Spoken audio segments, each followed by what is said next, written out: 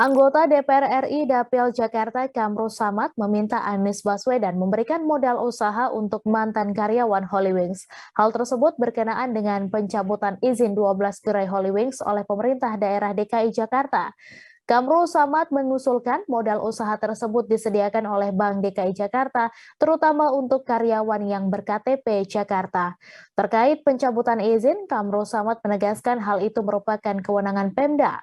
Namun pemerintah perlu mempertimbangkan perekonomian rakyat yang saat ini tengah berusaha bangkit di tengah pandemi COVID-19, sehingga jangan sampai ada ancaman PHK di tengah momentum pemulihan ekonomi.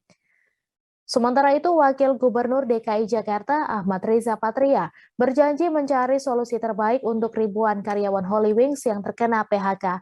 PHK ini akibat dicabutnya izin 12 outlet Holywings di DKI Jakarta, di mana penutupan outlet Holywings di Jakarta ini membuat 3.000 orang terdampak. Ahmad Riza Patria mengaku akan mencari solusi bagi ribuan karyawan Holywings yang kehilangan pekerjaan ini. Ahmad Riza Patria mengaku berterima kasih kepada semua pihak yang membantu Pemprov DKI dengan membuka usaha dan dapat menghadirkan lapangan pekerjaan bagi masyarakat. Namun ia berharap semua pihak mengikuti aturan dan ketentuan yang ada.